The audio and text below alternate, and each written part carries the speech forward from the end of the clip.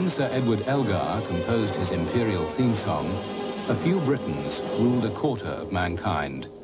It was the biggest empire the world has ever known, and seemed as permanent as the waves.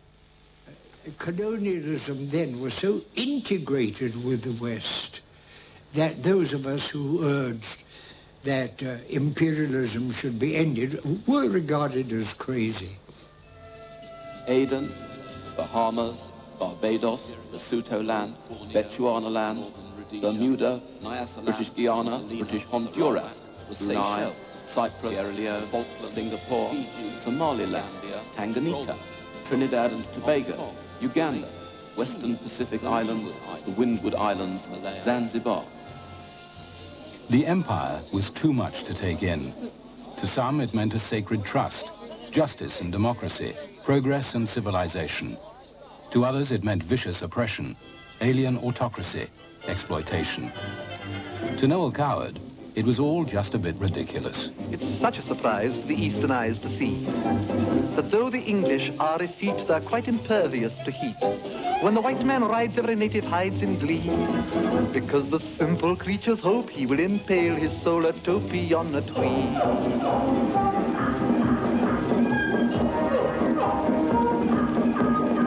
It seems such a shame when the English claim the earth, that they give rise to such hilarity and mirth. But mad dogs and Englishmen go out in the midday, out in the midday, out in the midday, out in the midday, out in the midday, out in the midday, out in the midday sun. That sun, they used to say, never set on the British Empire. When the new King Emperor, George V, visited Delhi in 1911, he knew that behind the pomp and circumstance lay the unswerving loyalty of the Indian Army. In the First World War, 2.5 million colonials joined up. It was their readiness to die that gave the British Empire its victory.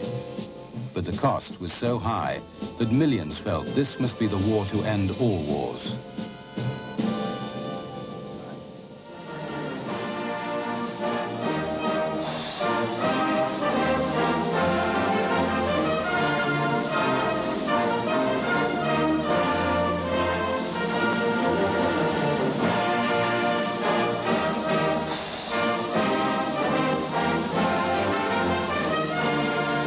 Behind the bravado, the awkward truth was that after World War I, Britain was deeply in debt.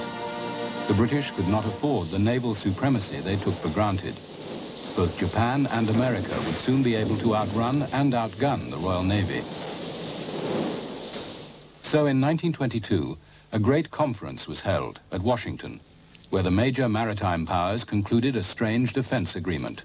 Britain broke off its treaty with World War I ally Japan, and all the powers agreed to limit the size of their navies. In a spirit of economy and no more war, many ships were scrapped.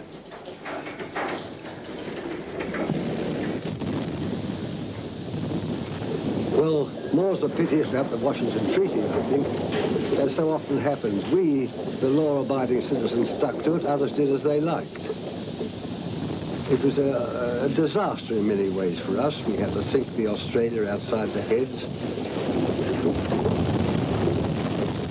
There was no more war. War for civilization had been won, and we could relax and live under the Washington Treaty. The Washington Treaty, in the words of my great boss, Admiral Lord Cunningham, he said, that was the end of the Royal Navy and of the British Empire as the first naval power of the world, the beginning of the end. Even without the Japanese in the war, Churchill was desperate for American backing. He sailed in Britain's newest battleship, the Prince of Wales, to meet President Roosevelt. But the American president exacted a price. The two leaders signed the Atlantic Charter, declaring that they wished to see sovereign rights and self-government restored to those who have been forcibly deprived of them. The subject peoples of the empire understood these words to be a promise of democracy and self-government for all, including themselves. And they were in the future to quote the Atlantic Charter back at Britain. But Churchill never acknowledged that meaning. For him, all that mattered was winning the war.